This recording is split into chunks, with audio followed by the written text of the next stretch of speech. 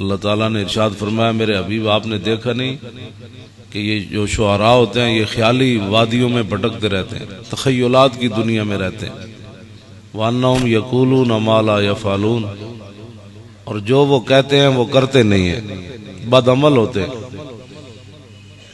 جب یہ آیات کریمہ نازل ہوئیں تو حضرت کعب بن مالک جو درباری شاعر ہیں یہ بارگاہ قدس میں حاضر ہوئے. عرض کی حضور اب ہم شعر کہتے ہیں تو اب تو اللہ تعالیٰ نے شعراء کی مذمت کی، برائی بیان کی ہے، تو اب آپ فرمائیں ہم شعر کہا کریں کہ نہیں. اس سے پتہ چلتا ہے کہ آدمی کو ہمیشہ کوئی دینی مسئلہ درپیش ہو تو اپنے بڑوں سے رجوع کرنا چاہیے، خود ہی بیٹھ کر اجتہاد نہیں کرنا چاہیے. ورنہ صحابہ خود ہی اجتہاد کر لیتے کہ جی ہم تو حضور کی شعر کہتے ہیں. نہ وہ جانتے بھی تھے سارا کچھ، اس کے باوجود انہوں نے رسول اللہ سے مسئلہ پوچھا. یہ گمراہی پھیلی اس وقت ہے جب ہر بندہ بڑا بن گیا، اپنے بڑوں کو چھوڑ دیا، جو منہ میں آیا وہی اسلام بن گیا، جو خیالات میں آیا وہی شریعت بن گئی. تو صحابی جا کر عرض کرتے ہیں حضور اب فرمائیں کہ ہم نے شعر کہنا ہے یا نہیں کہنا، قرآن نے تو مذمت کر دی. تو میرے آقا و مولا نے کیا ارشاد فرمایا؟ نبی علیہ السلام نے فرمایا کعب ان المومن یجاہد بسیفی ولسانی. فرمایا وہ جو شعراء ہیں جن کی قرآن نے مذمت کی ہے وہ اور ہیں، باقی رہ گیا مسلمان شعراء، تم بھی اور قیامت تک.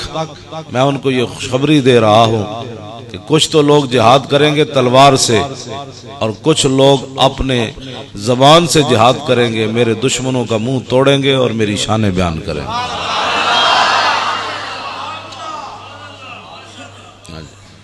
تو یہ جو قیامت تک حضور کی بارگاہ میں شعراء حضور کے غلام، ایک تو یہ ہے نا جس طرح عطا اللہ عیسیٰ خیلی بک بکارے کرتا ہے، وہ شعراء ان کی قرآن نے مذمت کی ہے. ہاں اتنی بڑی بڑی شاعری کی کتابیں لکھ دی اور اس میں ایک بات بھی نہیں ہے کہ جس کو انسان پڑھ کر اچھل کھڑا ہو کہ واہ واہ کیا بات ہے، حضور کی کیا شان ہے. اور پھر رسول اللہ خود جو ہے وہ انعام عطا فرمائے.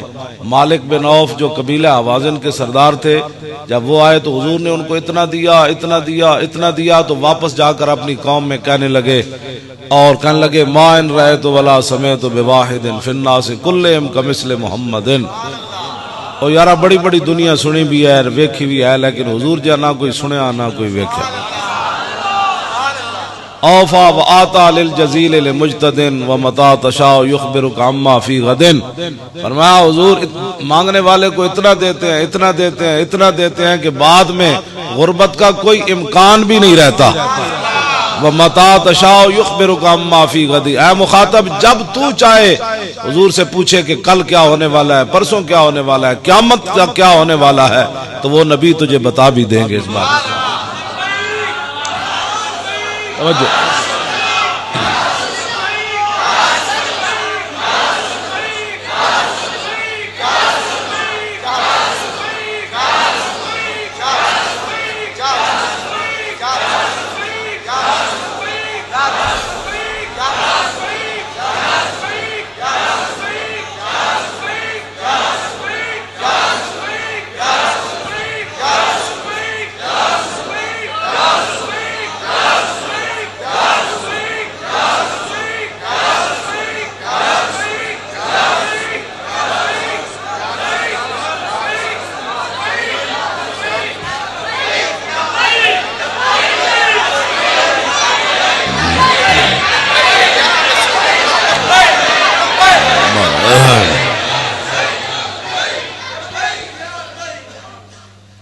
حضرت ربیع بنت معوذ کہتی ہیں کہ میری شادی پر حضور تشریف لائے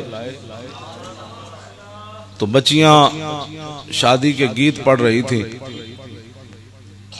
تو ایک بچی نے جب حضور جلوہ گر ہوئے نا، ایک بچی نے کہا وفینا نبی یعلم ما فی غد، کہ ابھی ابھی ہمارے اس گھر میں وہ نبی تشریف لائے ہیں جو جانتے ہیں کہ کل کیا ہونے والا ہے.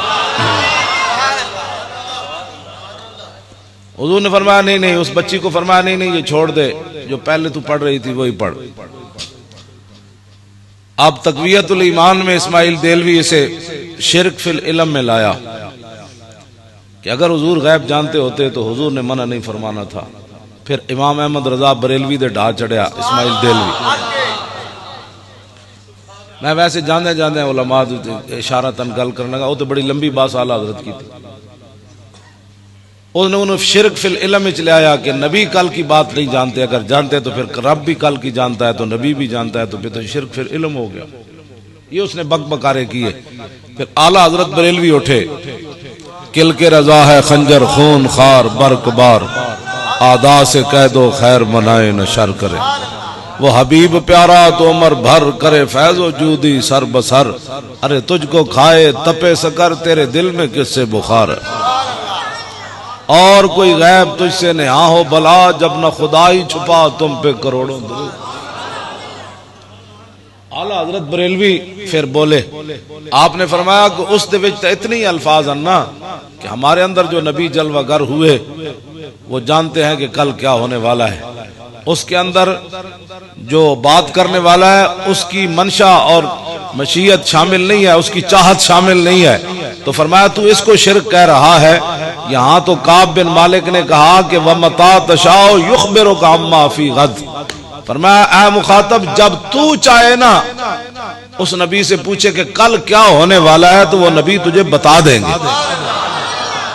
وہاں تو تشاؤ ہے ہی کوئی نہیں، وہاں تو اتنا ہی ہے وفینا نبی یعلم ما فی غد، ہمارے اندر نبی جلوہ گر ہوئے وہ جانتے ہیں کہ کل کیا ہونے والا ہے، اور یہاں تو تشاؤ بھی ہے، جب تو چاہے جتنا چاہے قیامت تک چاہے قیامت کے بعد چاہے پوچھے کہ کیا ہونا ہے تو نبی تجھے بتا دیں گے۔ اعلیٰ حضرت بریلوی فرماتے ہیں تو جس کو لایا ہے وہ تو نیچے کی بات ہے، مالک بن عوف نے جو بات کہی اس سے تو اگلی بات ہے۔ اگر یہ شرک ہوتا کہ نبی کل کی بات جانتے ہیں تو حضور نے فرمانا تھا مالک کیا کہہ رہا ہے، کیوں جی کیا کہہ رہا ہے، تو یہ کیا بات کر رہا ہے، تجھے پتہ ہے کیا بات کر رہا ہے، لیکن نہیں، وَدَعَا لَهُ خَيْرًا وَكَسَاهُ حُلَّةً، جب مالک بن عوف نے حضور کی اتنی بڑی تعریف کی کہ ما ان رأیت ولا سمیت بواحد فی الناس کلہم کمثل محمد اوفا وآتا للجزیل لمجتد ومتى تشاء یخبرک عما فی غد، جب اے پڑھیا تو اعلیٰ حدیث پاک کے الفاظ یہ ہیں وَدَعَا لَهُ خَيْرًا، حضور نے اپنے دونوں ہاتھ ان کے دعا کے لیے اٹھا دیے گا۔ او مالک او تینوں بھی رب سلامت رکھے، تیرے دندن بھی سلامت رکھے، تیریاں نسلوں بھی سلامت رکھے، تینوں سدا بہار رکھے۔ حضور نے دعا دے دیتی، تو میری شان ہے وہ جی بیان کی تھی، تو صرف دعا نہیں پھر اگلی بات بھی ہے، اور نبی علیہ الصلوۃ والسلام نے اپنا جو ہے وہ چادر مبارک اتار کر ان کو عطا فرمائی۔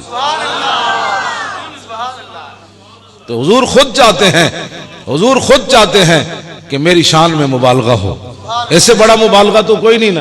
وَمَتَا تَشَاءُ يُخْبِرُكَ، یہ نہیں کہا کہ جو کل کی بات ہے وہ صرف ہفتے تک جانتے ہیں، 2 ہفتے تک جانتے ہیں، زمین کی بات جانتے ہیں، آسمان کی بات نہیں جانتے، دنیا کی بات نہیں جانتے، آخرت کی بات جانتے ہیں، جنت کی بات جانتے ہیں، صرف مکی بات جانتے ہیں، مدنی بات جانتے ہیں، نا اس سے بڑا مبالغہ ہی حضور کے علم میں کوئی نہیں کہ وَمَتَا تَشَاءُ يُخْبِرُكَ عَمَّا فِي غَدٍ، غد جو ہے وہ قیامت کو حضور، کیوں جی قرآن نے بھی غد قیامت کو فرمایا، یا ایھا الذین آمنوا اتقوا اللہ ولتنظر نفس ما قدمت لغد، غد تو قیامت کو رب قرآن نے کہا کہ قیامت کل ہے، تو وہ صحابی نے بھی یہی بات کر دی وَمَتَا تَشَاءُ يُخْبِرُكَ عَمَّا فِي غَدٍ، اس سے بڑا مبالغہ کیا ہو سکتا ہے؟